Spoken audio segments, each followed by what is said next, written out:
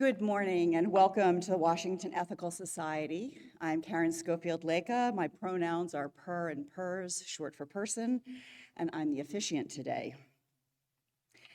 WES is one community unified across space and time, gathering for these Sunday platforms to affirm our values and commit to a better world. So I want to welcome those of you who are here in the hall, those who are watching now on Zoom, and those who are catching the recording later. If you are on Zoom, please check the chat for a welcome and various tips from Peter Bishop, our Zoom chat usher.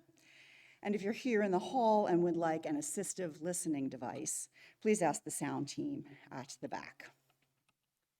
A special welcome to our visitors today. We'd love to get to know you and answer any questions you might have.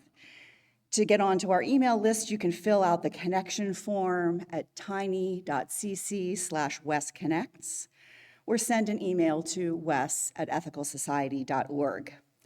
And if you're here in person, we invite you to stop by the welcome table. It's out in the lobby after platform, or just chat up anybody with a pre-printed name badge. Just a reminder or getting acquainted with a possibility, folks can share their joys, concerns, or sorrows that you'd like to either let KC, the pastoral care team, or the larger community know about. You can fill out the blue WES Cares form that you can find at the welcome table, and then simply fold it and either place it in the collection basket or hand it to one of the greeters who will pass it along directly to KC. There's also a digital form at tiny.cc/wescare.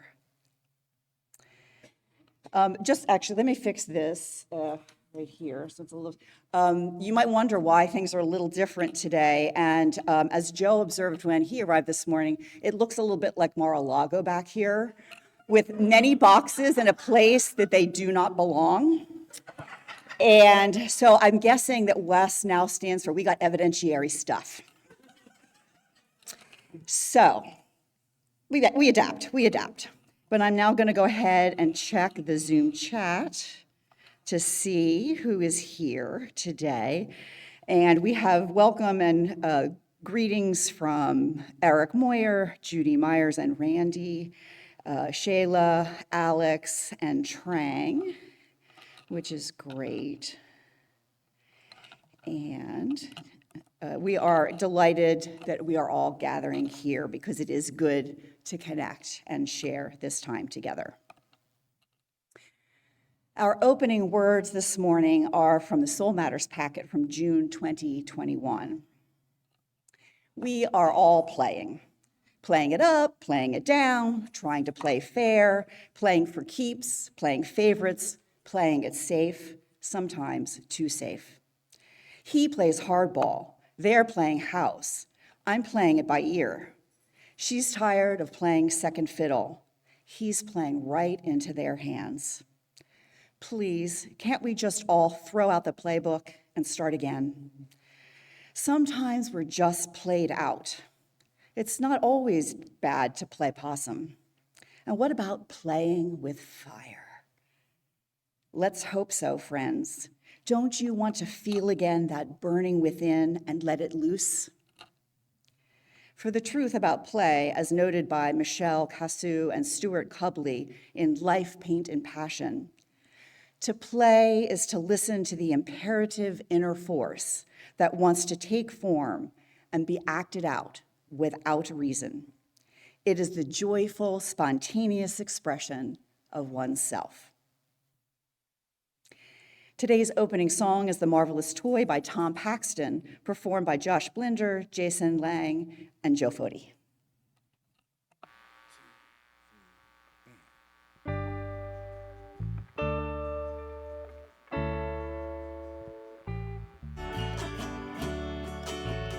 I was just a wee little lad full of health and joy.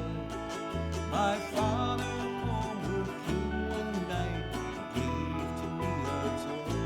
I wanted to be all it was, many colors bright. And the moment I laid eyes on it, it became my heart's delight. It went so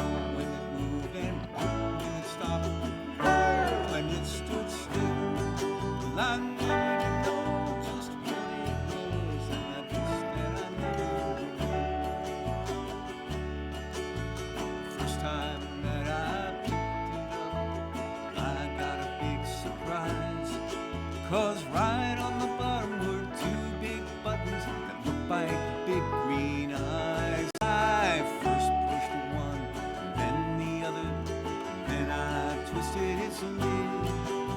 And when I set it down again, well, here's what it did. It went zip when it moved, and when it stopped, and whoa when it stood still.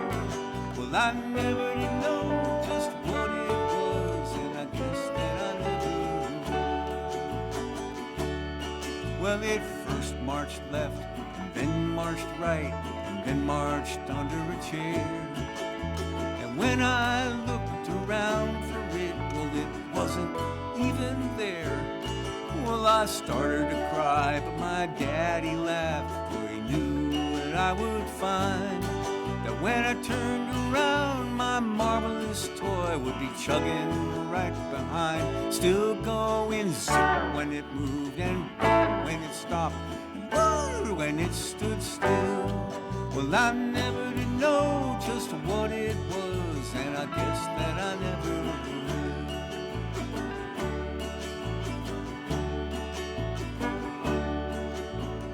The years go by too quick, it seems.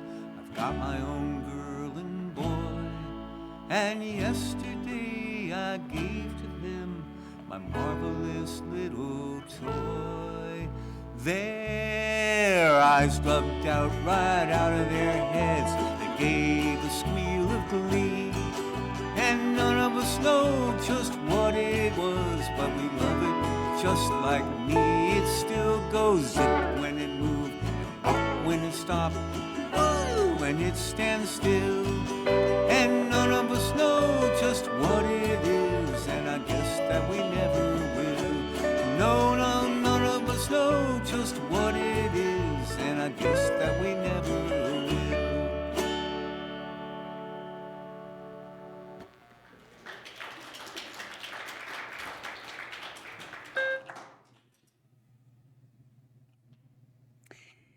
Each week, we read our statement of purpose as a reminder of our shared values. If you're interested in taking a turn to read the statement of purpose, you can sign up at tiny.cc/readsop. You can read it here in person or make a recording that will be included in a future platform. Today's reader is Laura Briskin-Limehouse, who leads the WES Writing Group, which meets monthly right after the Wednesdays at WES Yummy Pasta Meal. So come to eat and write. And that's happening this Wednesday. Laura?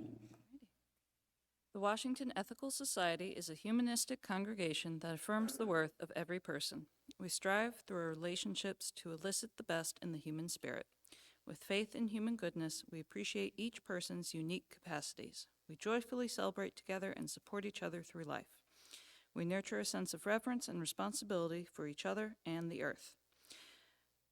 We warmly invite you to join our community of children and adults as we work for a world where love and justice cross all borders. Thanks so much, Laura.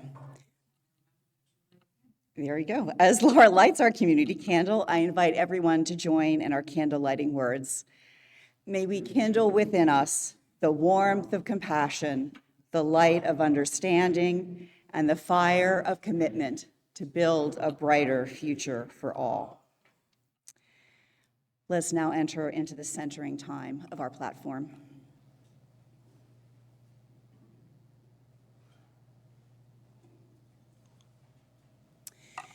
Each week, we ring this chime in solidarity with people around the world.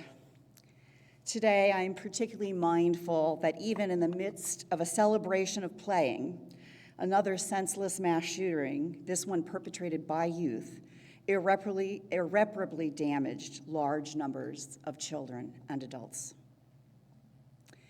As we listen to the chime, let us remember our connection to each other and the world around us.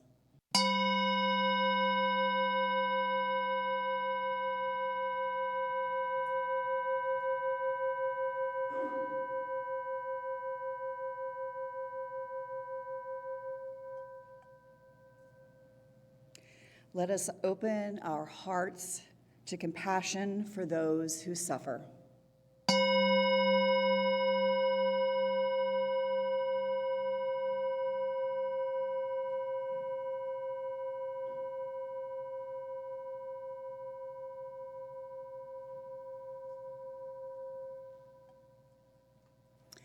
And let us commit ourselves to the work that calls for our love.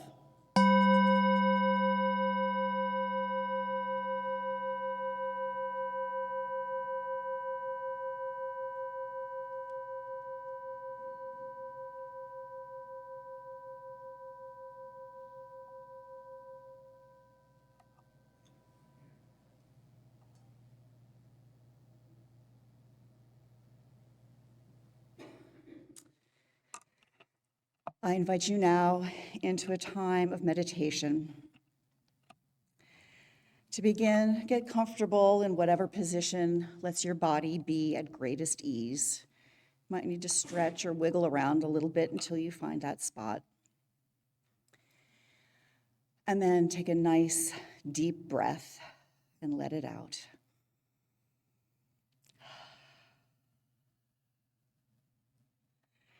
You might close your eyes or soften your gaze and let your thoughts just soften and slow down a bit. Think back to what kinds of things did you most like to play as a child?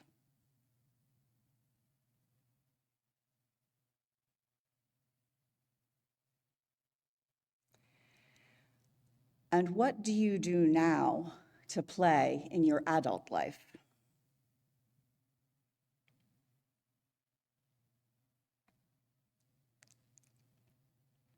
Is it similar, or has it changed significantly?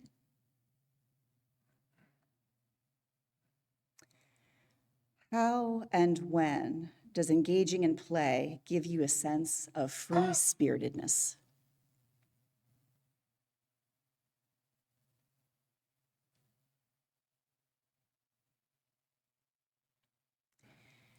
We continue our meditation in silence and in the music that follows.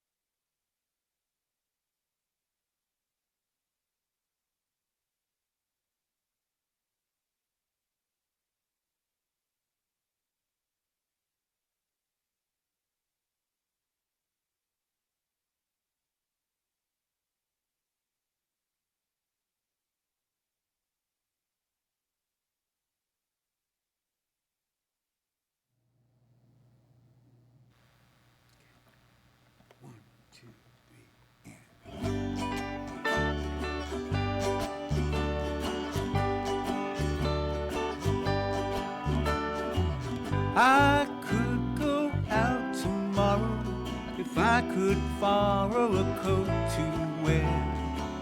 I could step out in style with my sincere smile and my dancing bear.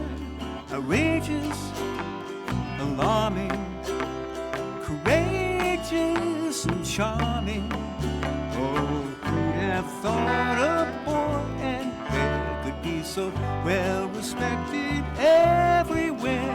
It's amazing just how fair people can be. Seen in the finest places where well-fed faces all stop and stare, making the grandest entrance to Simon Smith and his dancing bear. They'll love us, won't they? They feed us, don't they? Oh, who'd have thought a boy and bear could be so well respected everywhere? It's amazing just how fair people can be.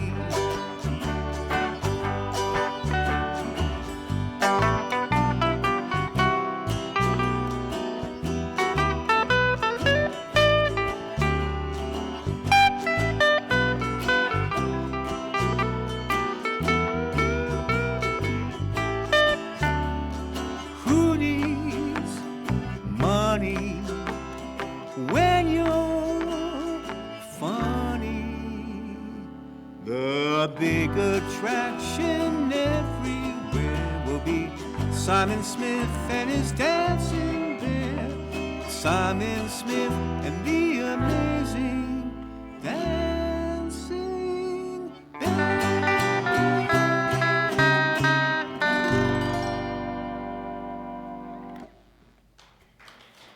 Thank you.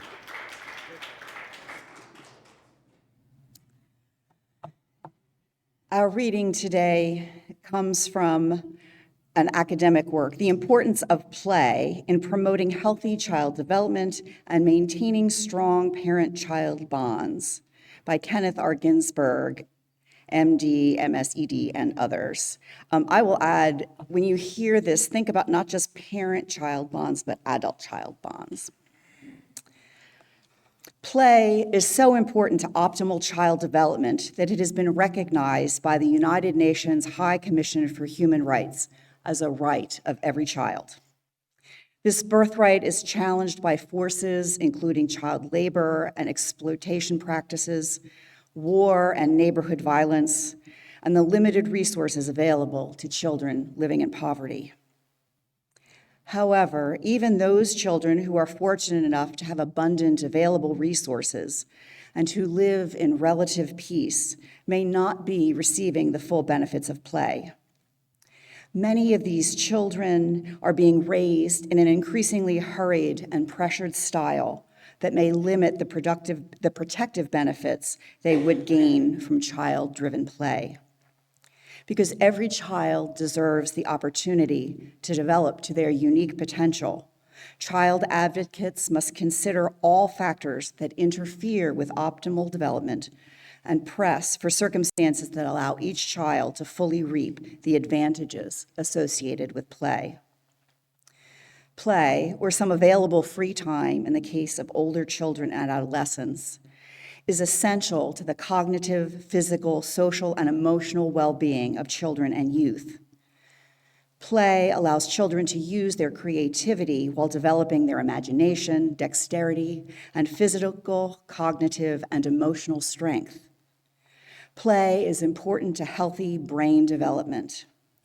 It is through play that children at a very early age engage and interact in the world around them.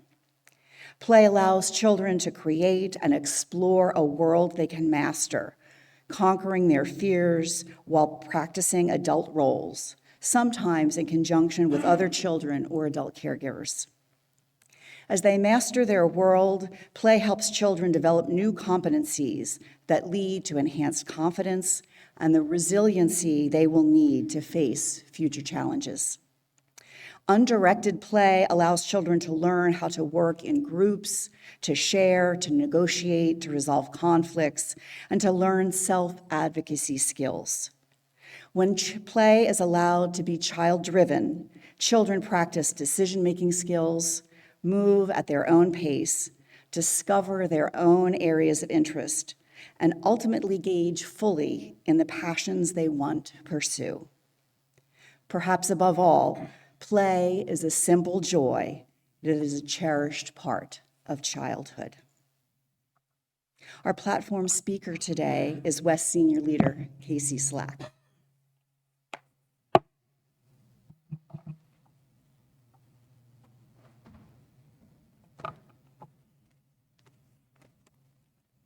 Thank you, Karen.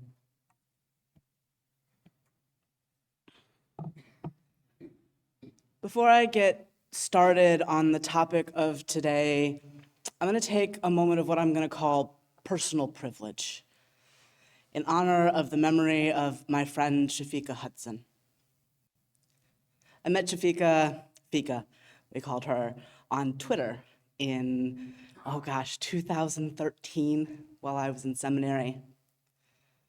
She always had something I hadn't thought about to say about whatever was in the news at the time. Shafika was poor, she was Black, she was disabled to begin with. And our relationship from the start looked like I would get my student loan check, I would send her some money, time would go on, I would be writing a paper. I would send her the paper. She would send it back. And on the way, we developed this friendship where we shared about the day-to-day of our life, the triumphs and the troubles.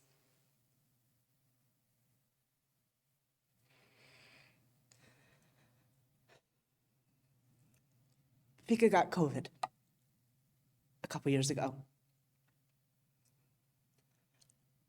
And this week she died.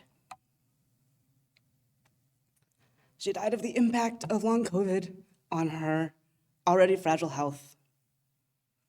But more than that, she died of being ignored by the medical establishment, of having her cares, her concerns reduced by the people who were supposed to care for her, of having to put off care because she didn't have the money to have the kind of insurance that would have gotten her in on time.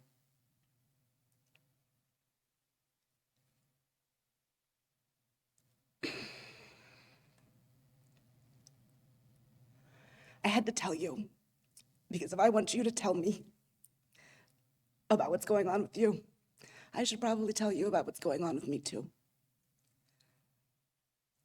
My heart is broken. Fika should be here. I should be able to invite Fika to come speak to you. And I'm never going to get to do that.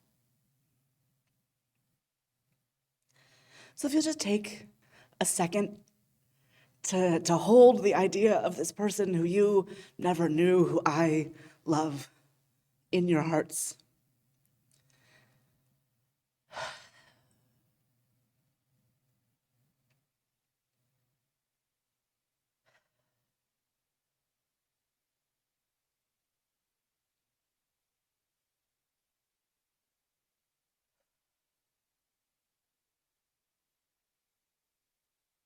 Thank you.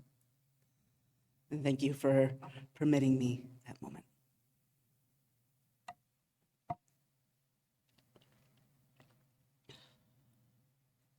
According to the Economic Policy Institute, from 2015 to 2022, the number of minors employed in violation of child labor laws increased by 283%. 283%. And the number of minors employed in violation of hazardous occupation orders increased by 94%. When I first saw these numbers, I was pretty sure I was reading them wrong. 283% feels impossible. 94 feels like it's pushing it. But these are the numbers. This is the world that we are living in.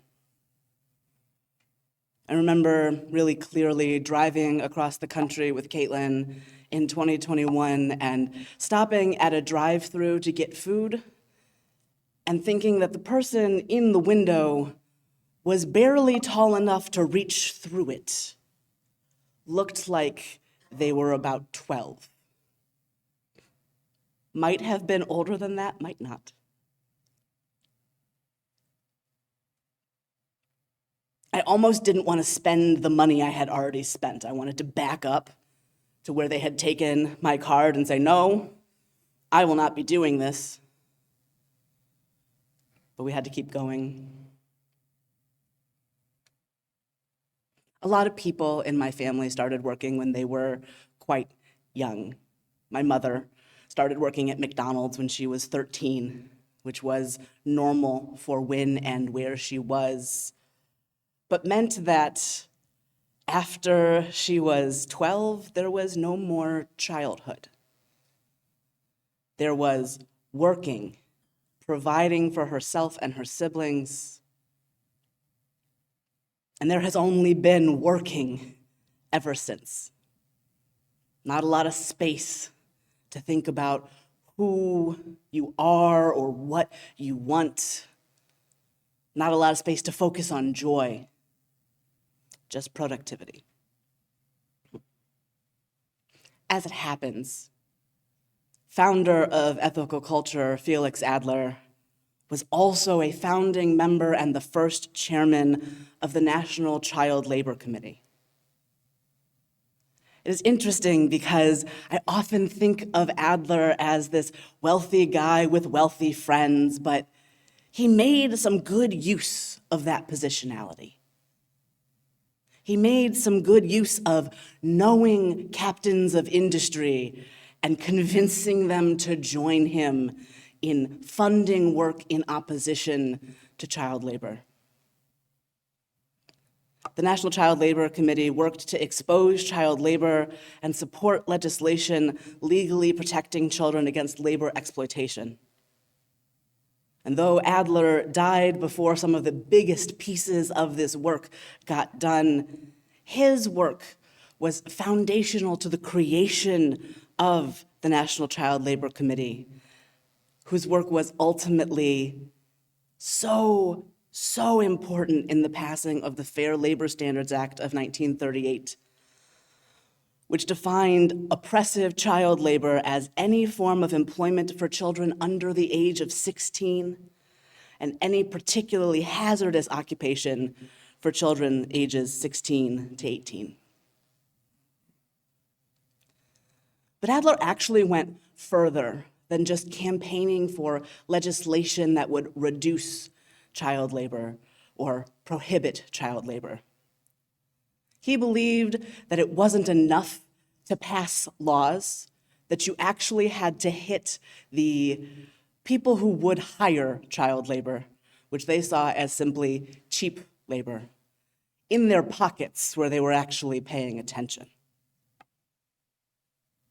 He thought that by refusing to let the rich simply grab as much money as they could, a thing that kind of encourages you to pay people as little as possible, and you can pay children less than adults because what do they know? Adler thought that a solution to this would be to put a cap on income with a 100% tax on any income above a certain level. He said, when a certain high and abundant sum has been reached, amply sufficient for all the comforts and true refinements of life, it was time to say that that money needed to go back to the people. That's a pretty radical vision, full stop, actually. It's a radical vision for now. It was an incredibly radical vision for a Victorian man whose contemporaries were other wealthy men. This is a strong stand. And something we might want to think about again. As the AEU and ethical culture reach for a new understanding of who we are, what it means to do this thing, child labor seems both an easy to agree on and really vital point to pay attention to. That increase of 283% comes not only with those violations, but with laws around the country being introduced and in fact passed that reduce protections against the exploitation of children in labor. There's a quote from a Republican lawmaker from last year.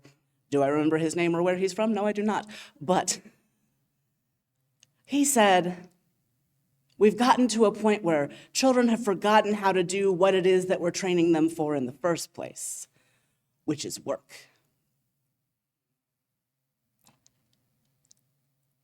Excuse me? On the one hand, I kind of like it when they say what they mean. On the other hand, what a thing to mean. Because the purpose of people isn't actually to labor. The purpose of human beings is not actually to labor.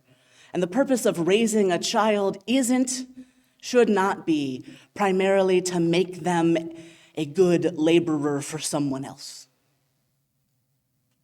We see the effects of this kind of thinking everywhere.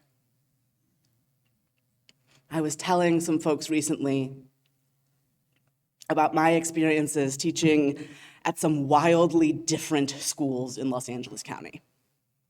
I taught sex ed based on the Our Whole Lives curriculum, which we also teach here, and you will be seeing more about for next year.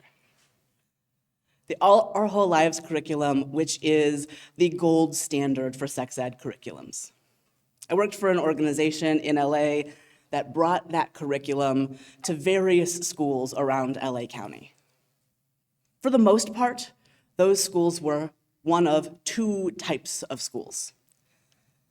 The wealthiest, hippiest schools you've ever imagined, including one literally in a canyon in Calabasas, a school funded by Steven Spielberg, where they had their own organic garden from which their chefs prepared plant-based meals. A place where the first time I went, they said, well, we only do plant-based here. To me and a group of other Unitarian Universalists, as if we hadn't been doing plant-based since before they knew about it. Neither here nor there. Those students, when we would ask open-ended questions, and even when we'd ask no question at all, would take everything as an opportunity to investigate what they thought, what they knew, how this connected to what they had already learned. They would answer an open-ended question with, well, I think. The other types of schools that we worked at were charter schools in rougher neighborhoods in the LA area. When we asked open-ended questions to those kids, the answer was often, will you please just tell me what the answer is? When we asked them to think about what they wanted, about their values, the answer would often be, can you just tell me what the right thing is? And most of their teachers were great and trying to get them to engage and think, but some of their teachers thought, well, this is just how these kids are. It was really easy to see how people were getting used to disposing of those kids, how the expectation of them for their whole life had been, the point of view is to give somebody else's answer. The thing school wants from you is not for you to think or learn or develop. It is for you to figure out how to give the right answer. Schools like that, and the schools that poor kids across the country go to, work to produce good laborers for other people. People who don't think too hard, who don't question authority, people who are led really easily into things that may or may not be in their best interest. People who can't fight back very easily, who don't know how to talk to each other and develop consensus. People who are easy to lead into whatever is coming. The starkness of working in Calabasas one day and in Van Nuys the next made my head spin. Spent so much time trying to figure out how children who literally lived very close to each other, LA close, not real close, but LA close, could have such massively different experiences. It reminded me also of my own sort of flip-floppy childhood, going from Montessori school in the rich town nearby to public school in my hometown, which when I went there was ranked about 400 of 430 districts in Ohio, to private university, where most of my classmates entered with more college credits than I even realized you could enter college with. this back and forth of having been taught as a child to think and explore and play, to direct myself in my interests, to care about things deeply, and that I could learn whatever I wanted through whatever I was most interested in and passionate about at the time. I learned a lot of early math about dinosaurs. I formed my first environmental awareness organization when I was in second grade. And then I got in trouble a lot in public school because I didn't understand why I couldn't do what I wanted to do, why nobody cared what I thought about anything. And then I went to college, so beaten down by the experience of public school that it took me years to remember how to think again.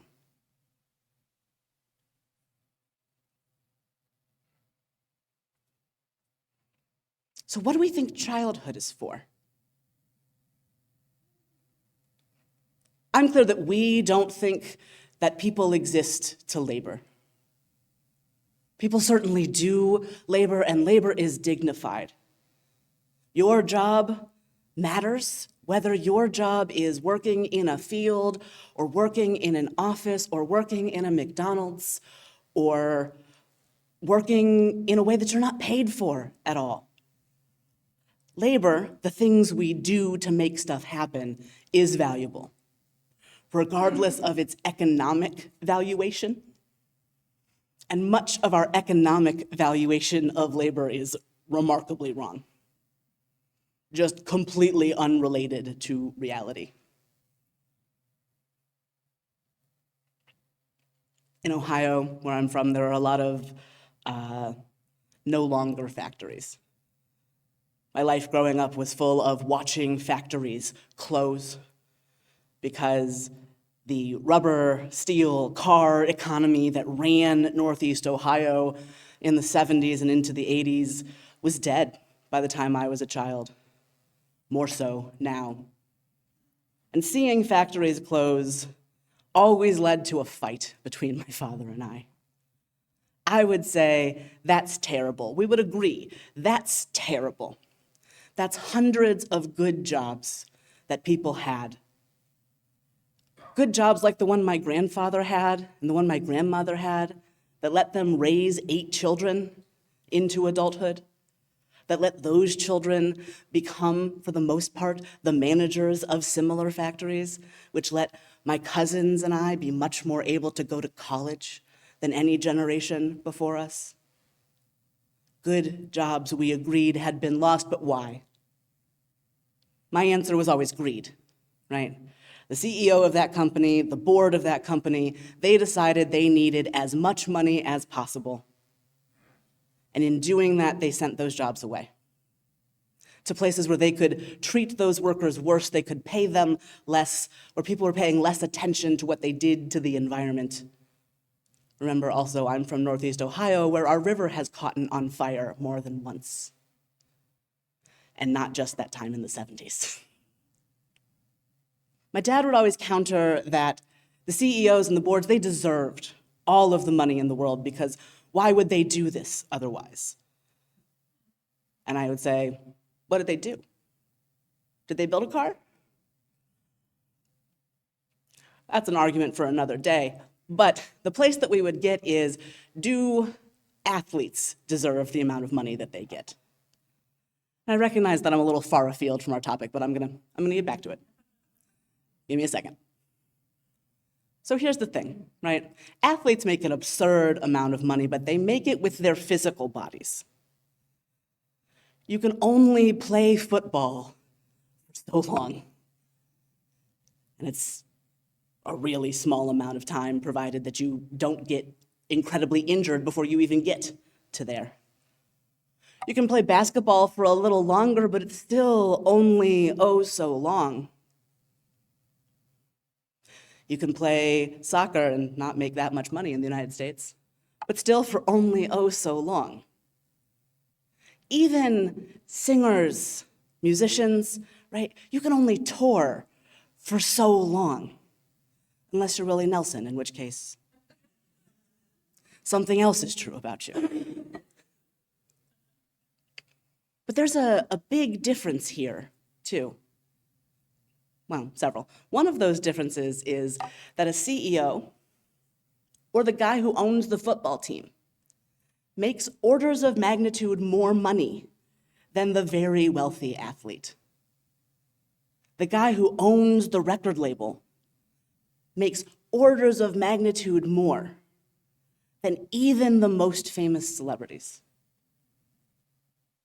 The wealthiest musicians and entertainers, who are at this time Jay-Z and Beyonce and Taylor Swift, make that money in part because they invested in the ownership model. Now, I don't think that any billionaire has gotten there through like ethical means. Don't hear me co-signing that, because I'm not. But it is different to own your own masters and have $1 billion than it is to own a bunch of other people's work and have several billions. Or to have stolen other people's ideas and turned it into a multi-billion dollar. You follow me. I'm going to get back to play now. The other difference is basketball stars inspire children to play. Famous musicians inspire children to play. When I was a child, I was really, really into ballet. Really incredibly into ballet. And so through the winter months, my friends and I, all of our play was wrapped around putting together various versions of the Nutcracker on the playground. Sometimes I would watch performances. My parents were really into country music, so I really loved Crystal Gayle as a child. But so I would play with my cousins in the basement at my parents' house, and we would turn on our favorite country music songs and put on outfits from my various dance recitals, which were kept in a treasure chest for us to play with. And we would put on little performances. I come by all of this very honestly.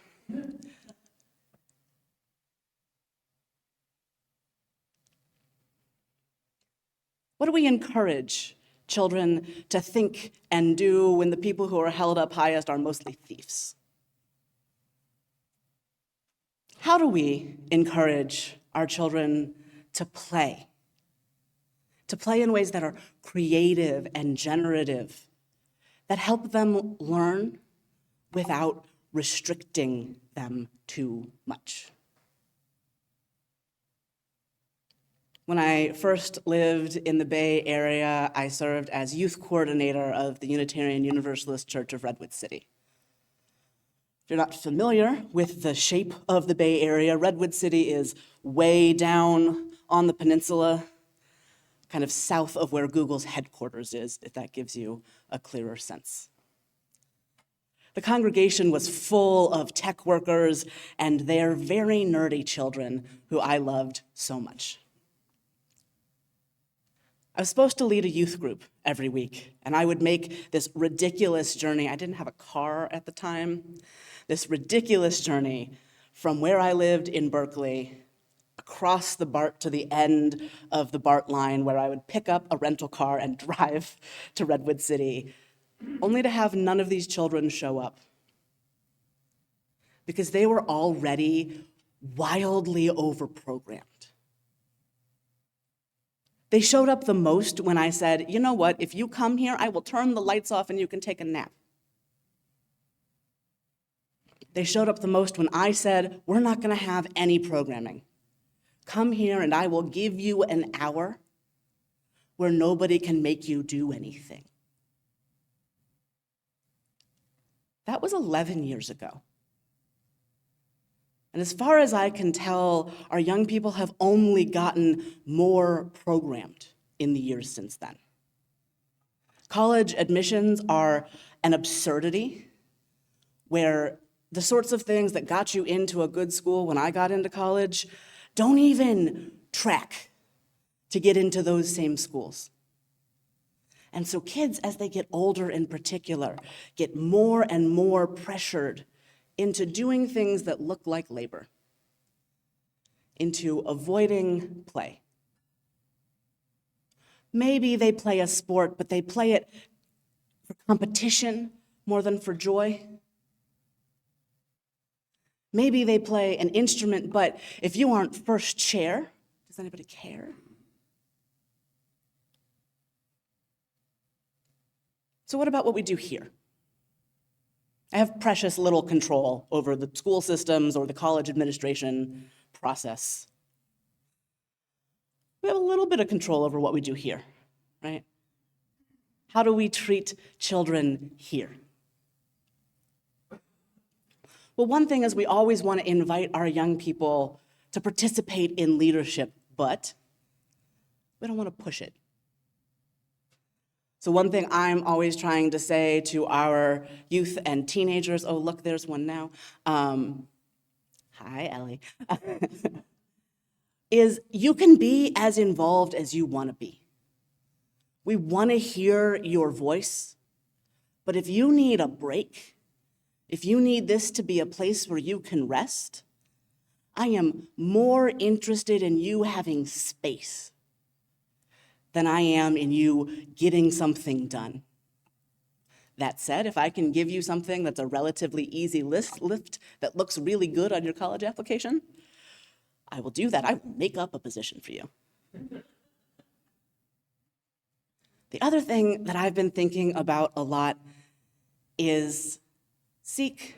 Obviously, I've been thinking about Seek a lot. Obviously, I think about Seek a lot in general. I hope that that is obvious. I'm saying obviously, but maybe it isn't. I think about the model of Sunday school that we're still using and that has been used for decades and decades, which worked really well when children were less ridiculously programmed and families had more time. It's a model that looks a lot like public school curriculum. It builds week after week after week. It's a great way to educate people. It does work.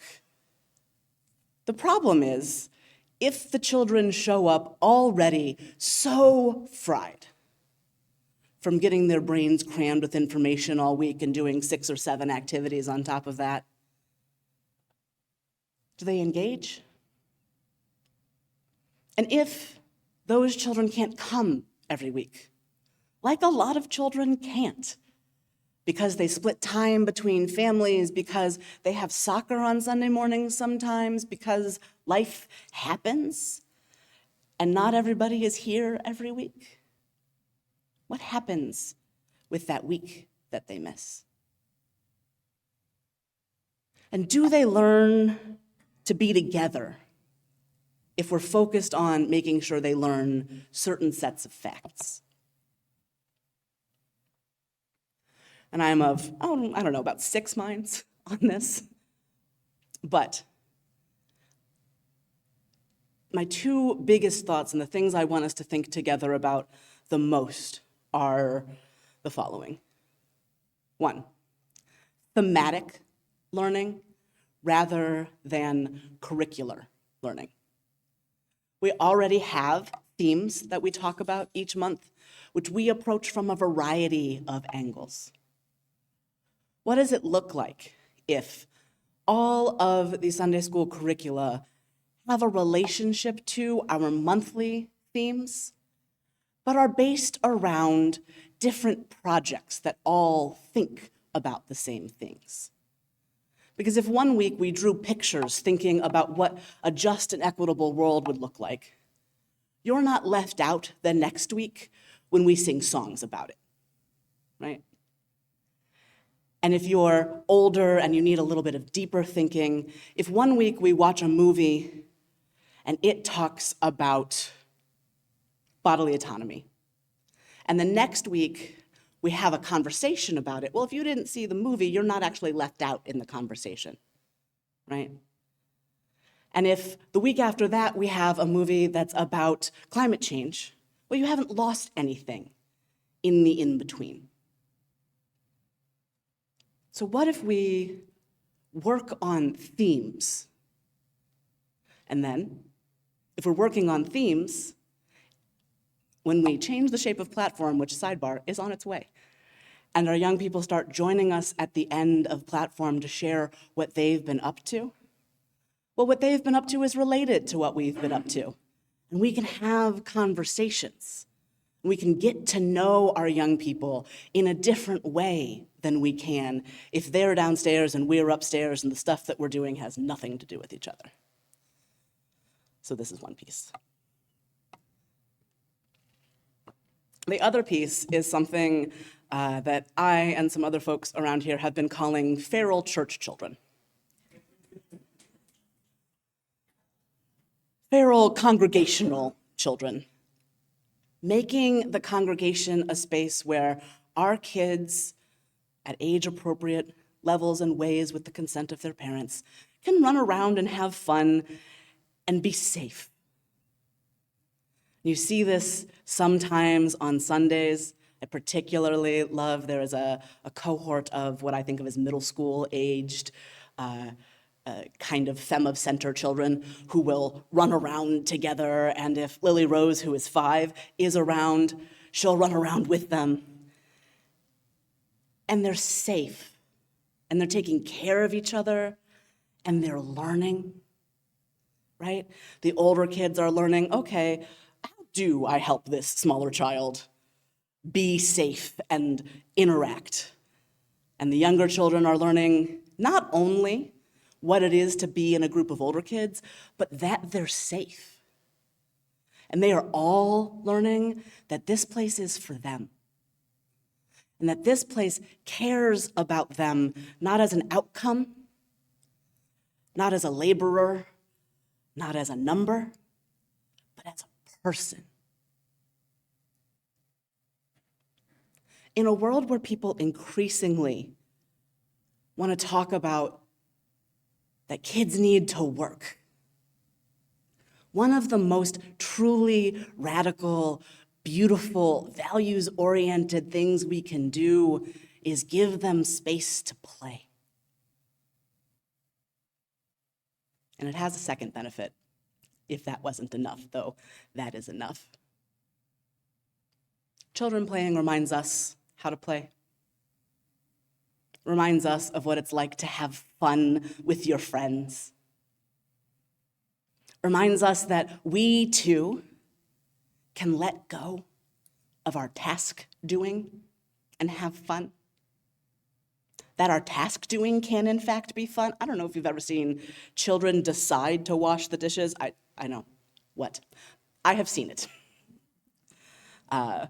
One of the gifts of my childhood was growing up relatively feral with a bunch of other children in a context where there would be 10, 15 of us running around at my grandparents' house by ourselves. And sometimes Grandma would make so much food, and then she would be really tired, and we would decide to wash the dishes. How that would happen usually would be that one of the older cousins would say, "There are a lot of dishes, and I bet you Grandma will be happier later if there aren't." And then we would organize ourselves and sing songs and laugh and splash each other while the dishes got done. It is remarkable how much fun you can have doing something that you hate. I hate washing dishes. Truly, deeply hate washing dishes.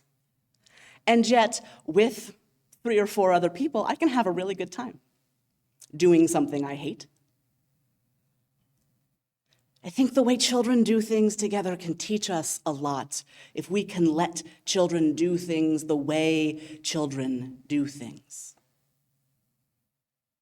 So here is to feral congregational children. Here is to play. Here is to joy and finding it, even when it's really hard to find joy that particular day. Here is to the continued possibilities of life beyond what we've imagined, that is gloriously somehow running around in other people's bodies. I hope that we can be a space more and more where we honor our children by letting them be free, by letting them teach us as much as we teach them, by letting them rest when they need to and play when they need to, and teaching them what they need to know in ways that make sense to them, that connect to them, that honor that though they are newer to the planet and often smaller than us, they are still whole people on their way like the rest of us. Thank you.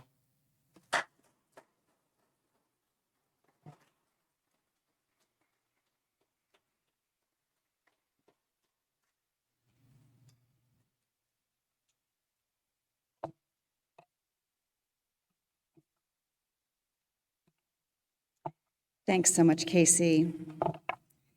In a few moments, you'll have a chance, some of us will have a chance, to share your reflections on today's theme and what resonated for you.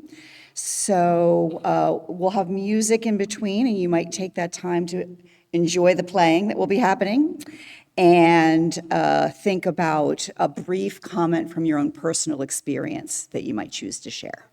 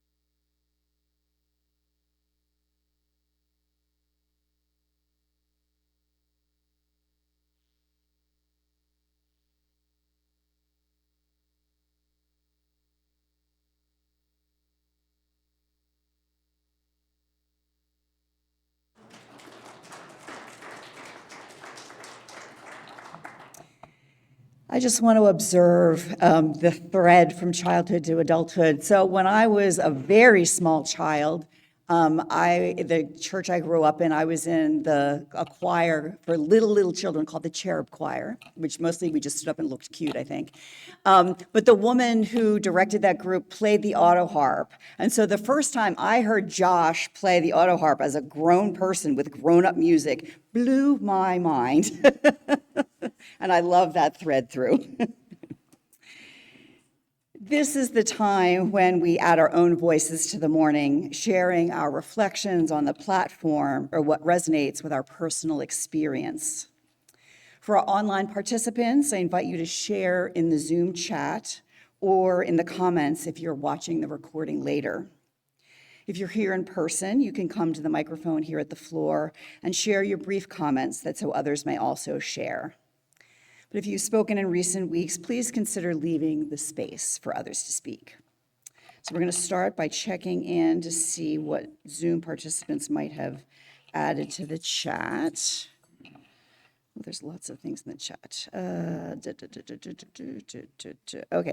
Judy Meyer says, as always, Casey, thank you for providing a new perspective on and lens on something I think I know. Today, it's a broadened understanding of how some groups of young folks approach the world, think versus just give me the right answer. That's the first comment so far. So we will turn to the microphone. Hey everybody, Robin, she, her. I just wanted to really thank Casey because so Ellie's my kiddo, she just turned 12. And she is a unique one. But she had a lot of opinions when we came back from COVID about things she loved about WES and things that she wished were different. And I encouraged her to reach out to Casey and say, hey, share your opinions. Tell them what you think. You get to be a human in this community as well. And Casey has welcomed Ellie onto the music team. And the fact that Ellie wasn't welcomed as oh, look, we're filling a quota, we're checking a box, we got a kid from Seek, they're participating, woohoo. It's not been that. It has been really hands-off with me, and the executive functioning on Ellie's side is still a learning curve. So things like, Casey CCing me on an email that's hey, just heads up, we've got a meeting at 11. And I can be like, Ellie, you have a Zoom meeting at 11.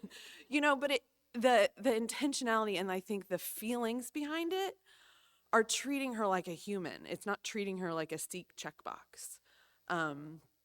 And I really, really appreciate that. And I think it's so nuanced and so subtle. But it gives me a lot of hope for all of the WES teams that can include our youth, not as checkboxes, but as acting members.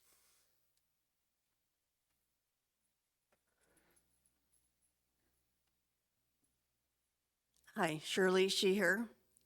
I didn't plan on speaking today, but so much of what you said paralleled my experiences that I just had to.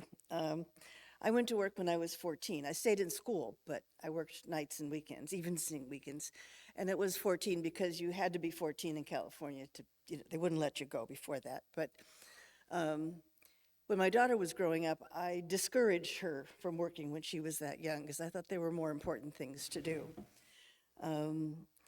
I was a teacher, and especially with little kids early on, and then no older than 6th grade later. And I always felt the importance of getting them to be whimsical, to have some fun, to play with things. And sometimes kids had such a rough time with that because they were so over-scheduled. One example was I taught Greek mythology, and at the end of the unit, we had a project where I said, okay, the Greek gods are still here, but we don't pay any attention to them anymore, so they have to get a job. So what job would be good for Zeus? What would he, and then we'd make a business card for him, and that was really fun, but some kids really struggled with it. The other parallel is, I have a visitor here with me today who's here from California, and the reason he's here is because we went to a memorial service yesterday for someone who's truly dear to us. And so that part resonated with me also. And as sometimes happens when just the thing you need to hear shows up, yesterday on Facebook, I ran across this poem or this statement from Winnie the Pooh, so I thought I would share it. If ever there is a tomorrow when we are not together, there is something you must always remember. You are braver than you believe, you are stronger than you seem, and smarter than you think. But the most important thing is, even if we are apart, I will always be with you.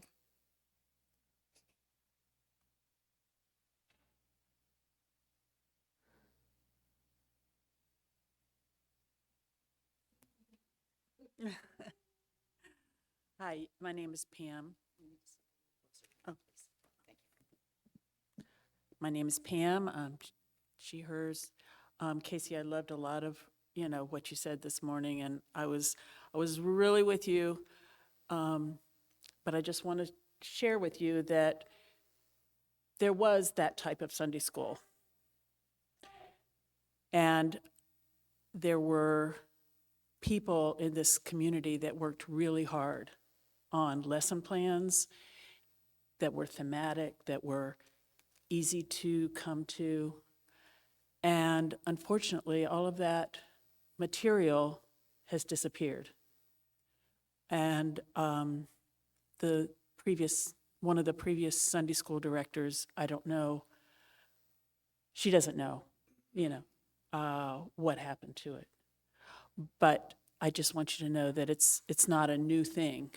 It has happened here, and it was very successful.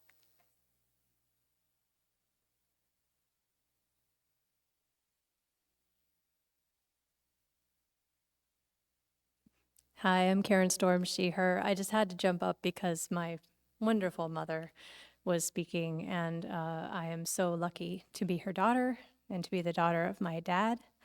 And I just wanted to say that I do remember when I was a kid, I feel like I even asked at one point, like, should I get a job? And I remember being told, your job is to be a kid and to go to school and learn. And I was like, that sounds like a good job. I like that job. I kind of wanted to stick with it for a really long time. Anyway, this morning, though, I did just want to say that I hadn't looked at what the platform was going to be about at all. But when I got up this morning and I was getting dressed, I decided that I was going to wear these shoes because they have lots and lots of silver stars on them. And I call them my Wonder Woman shoes, and they make me happy.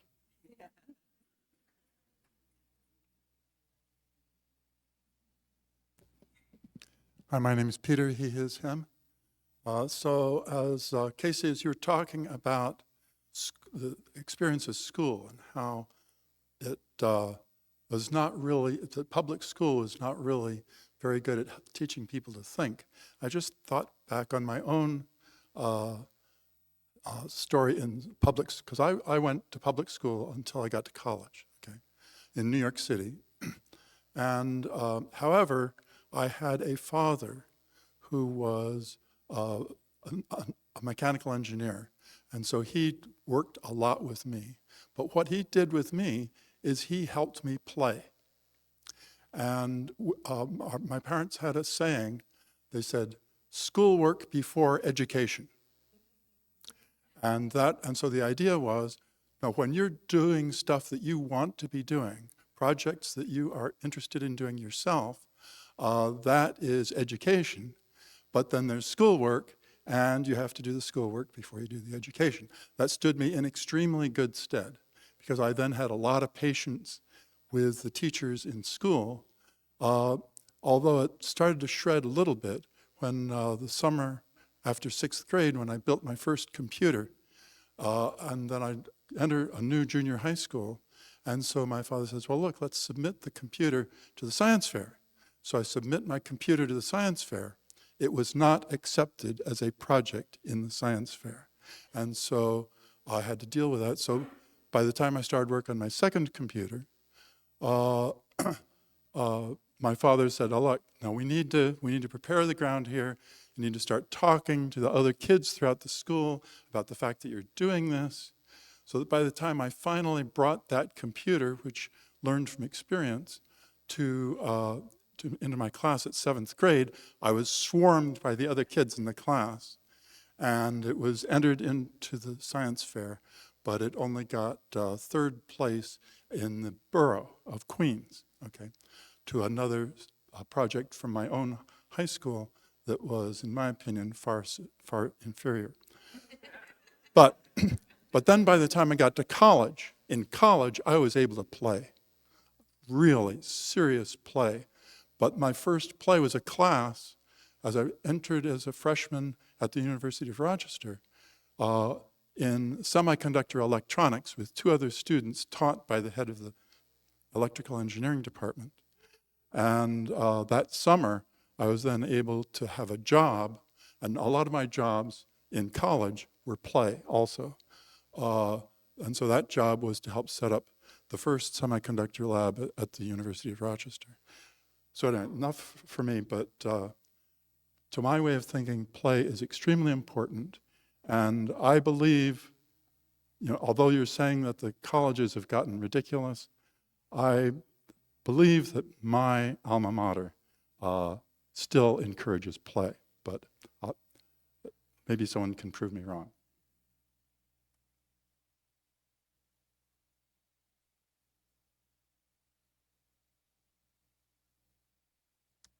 Adam, I just want to say, don't let her intimidate you. She's only 5. She's going to tell you what to do. Just don't let her intimidate you. That's all I'm saying.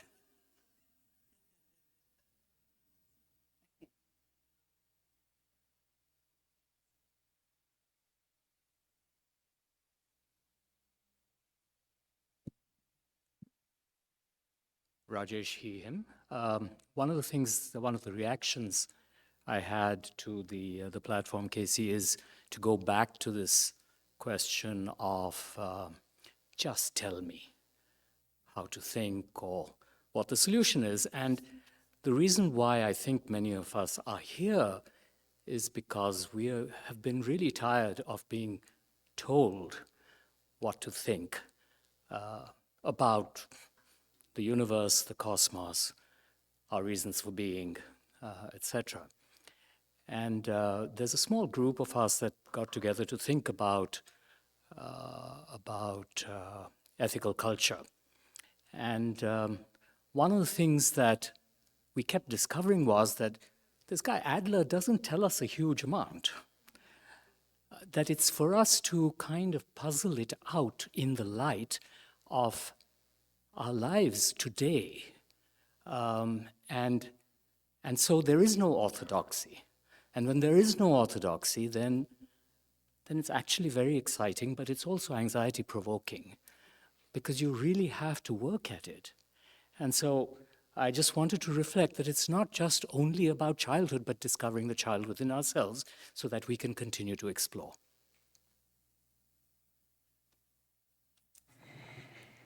And there's some more comments in the chat. Shayla Bokum says, so glad to hear about the plan to reimagine Seek and Platform to make both programs more fun and inclusive. Cynthia Goodman says, great platform, thank you, KC. When I was a child, I was expected to be a mini adult. When I was volunteering at Children's Hospital with patients, the people who trained us told us that play is the work of children and so important to them even when they are sick in the hospital. So we volunteers were there to play with the children because their parents were at work and the hospital staff were too busy. It was so therapeutic for the kids in the hospital to have the volunteers there to play with them. Probably therapeutic for the adult players too, I would imagine. Eric Moyer says, feral is the best way to be. I loved running around with a gaggle of other children after church as a kid. Obviously, me too. And Sue J says, thank you, Casey. It is good to remember that there was a time when I played and when my kids played. When my son David was a teen, the WES teen group was wonderful. So thanks to all who, there's one more. Judy Meyer says, Rajesh, thank you. I tell people that ethical culture is an exploration of ethics together. So, thanks for all who shared their thoughts and attention this morning. And just as we share our perspectives in this community, so too do we share our resources and gifts. Here at WES, we split all undesignated gifts in the Sunday collection between our operating budget and a fund dedicated to justice and compassion.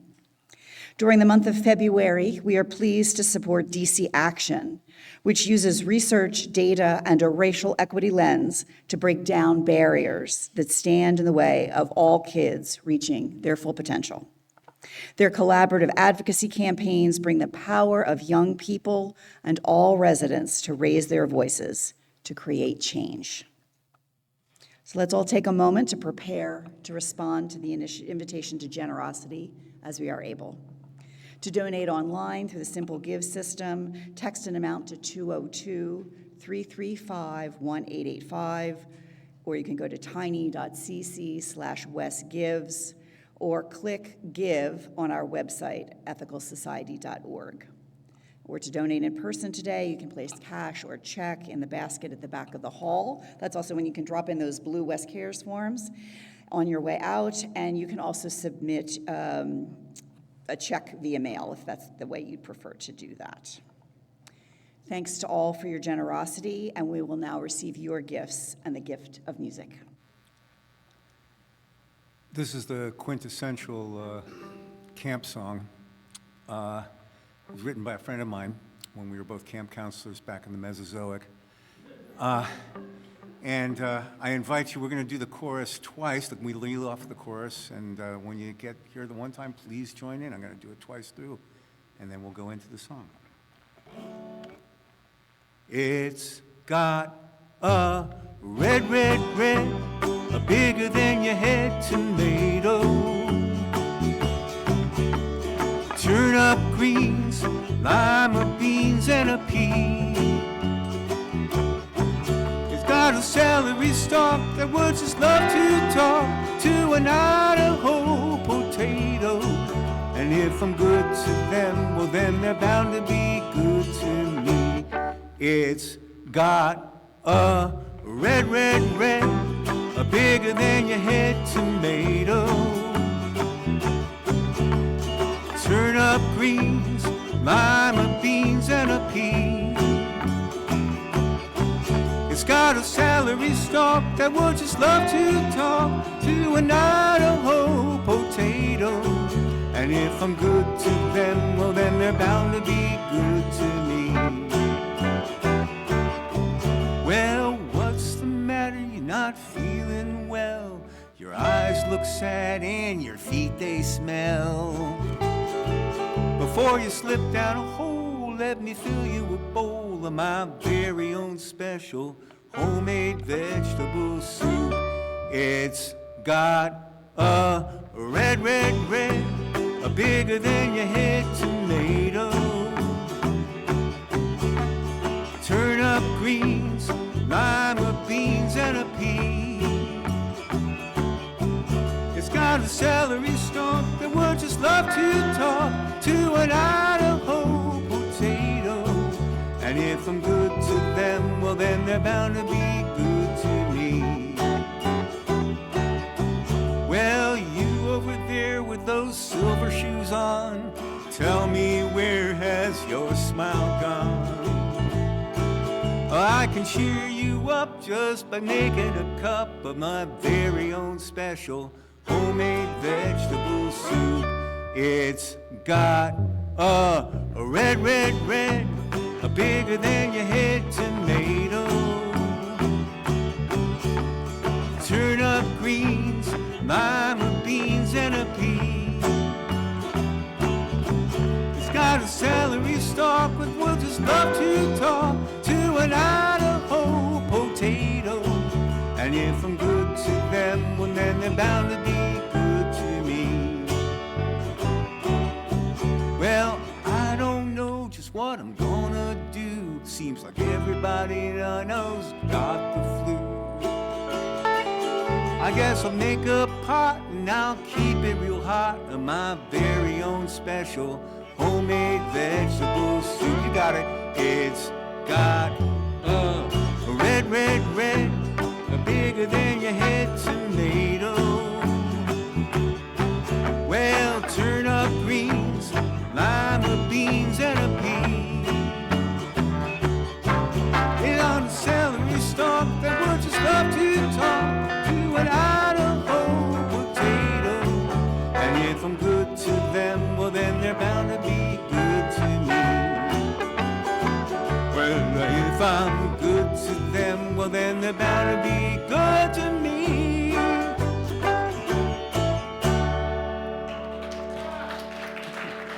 Thank you.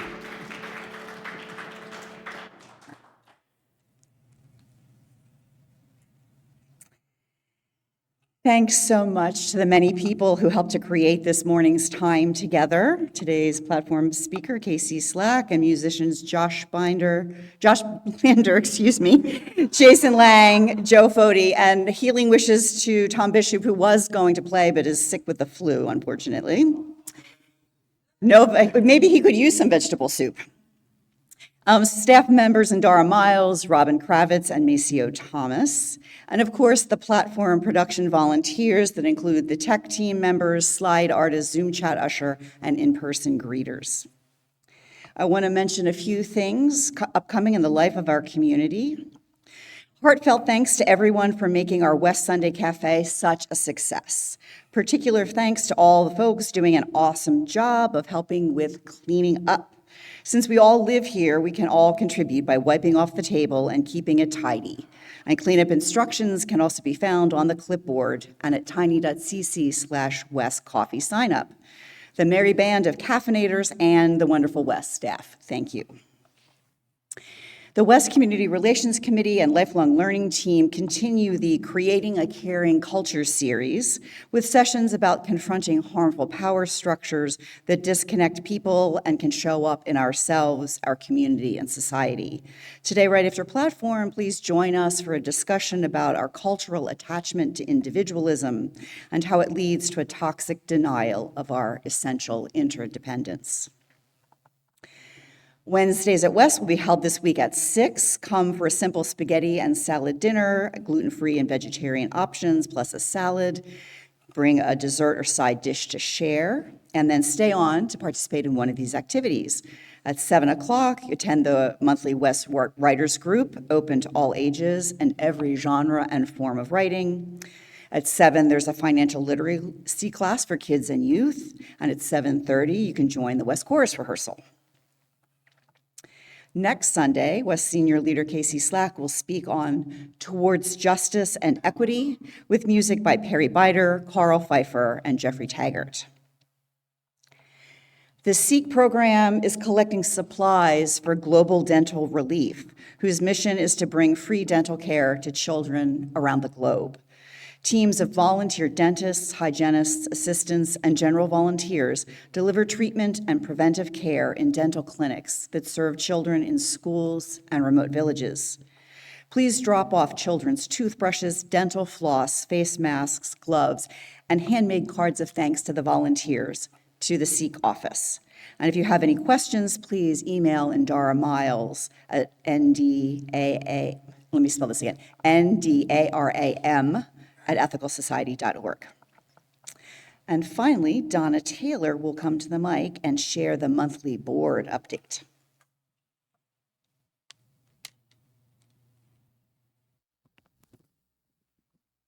Good morning.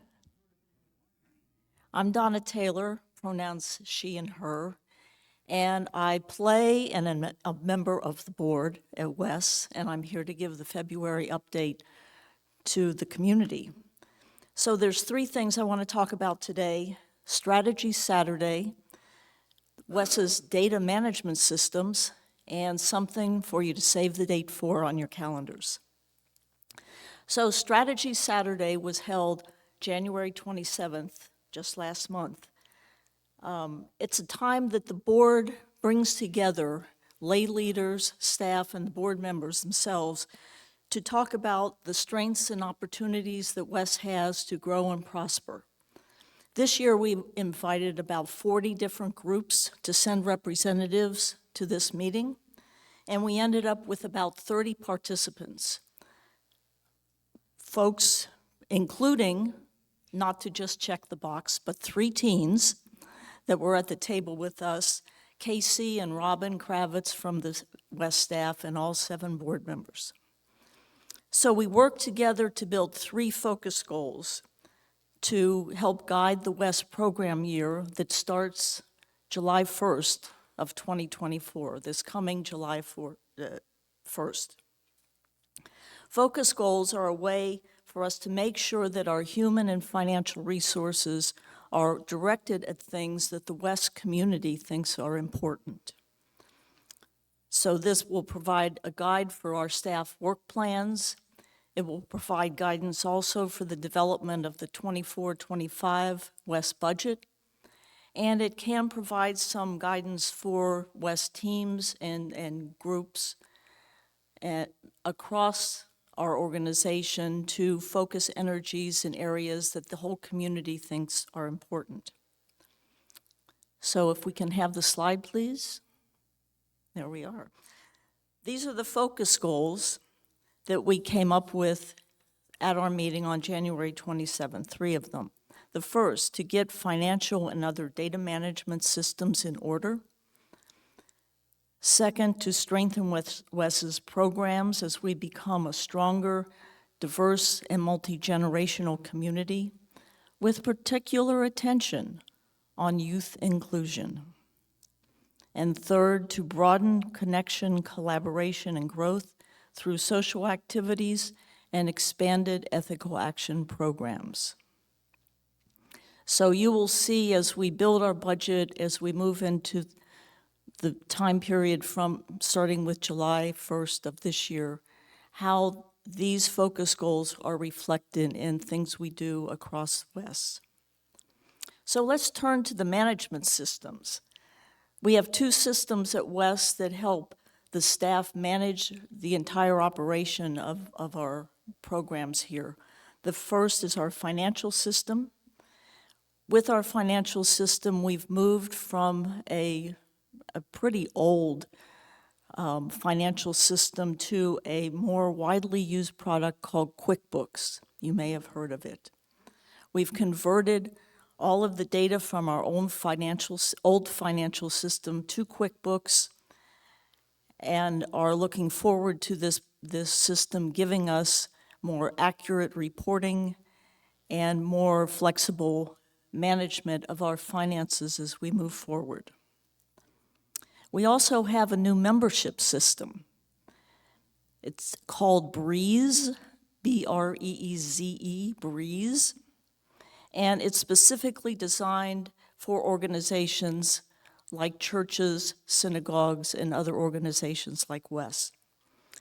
On February 15th, you received an email from Robin Kravitz, and it was entitled, Create Your Washington Ethical Society BREEZE account. It gives you instructions on how to set up your own membership account in BREEZE.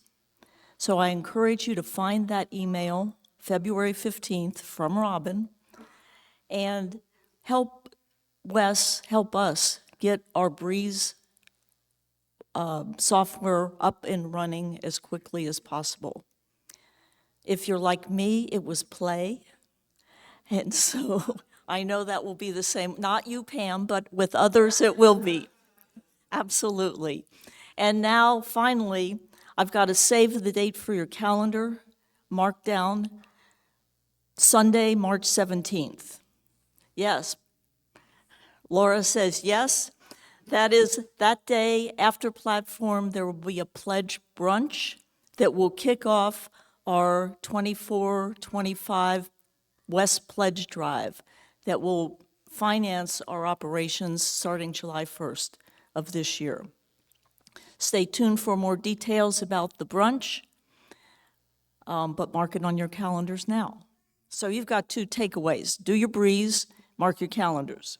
All right. On behalf of the board, thank you for everything you do. We really appreciate it.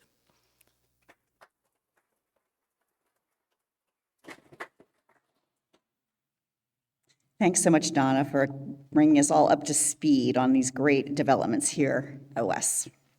That's it for announcements today. As always, you can find information about opportunities to connect in the weekly news and notes email and on the calendar page of WES's website, ethicalsociety.org. Again, if you are new to our community, please introduce yourself in person or via the connection form at tiny.cc/WESconnects or an email to wes@ethicalsociety.org. At the conclusion of platform, please join us for social hour either here or on Zoom at tiny.cc/WesCoffeeHour. I now invite you to join in our closing sing-along and closing words.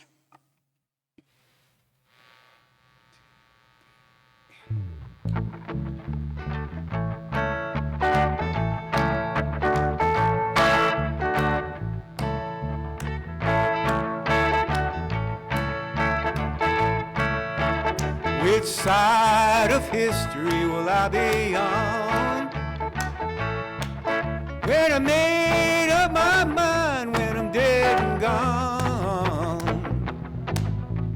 did I attack? Did I fight back? Which side of history will I be on?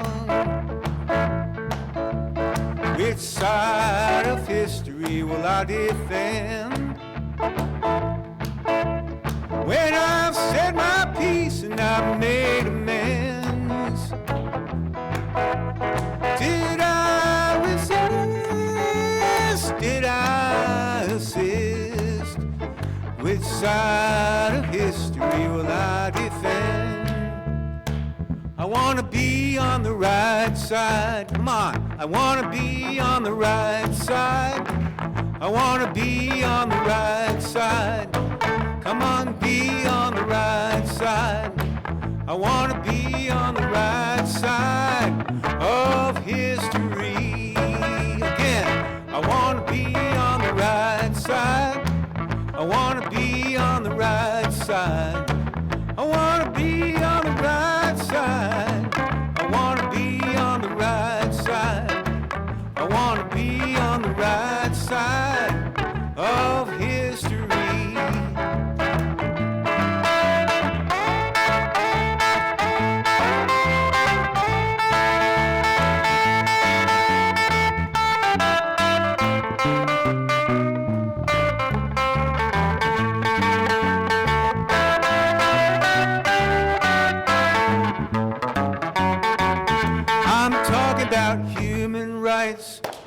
I'm talking about human rights. Clap it all. I'm talking about human rights. I'm talking about human rights. I'm talking about human rights. I'm talking about human right history. I'm talking human rights. Human rights. I'm talking human rights. I'm talking human rights. I'm talking human rights. I'm talking human rights. I'm talking human rights side of history. I'm on the side of civil rights. I'm on the side of migrant rights. I'm on the side of equal rights. I'm on the side of voting rights. I'm on the side of workers' rights. I'm on the side of human rights side of history. I'm talking down to the right side. I wanna be on the right side. I wanna be on the right side. I wanna be on the right side. I wanna be on the right side.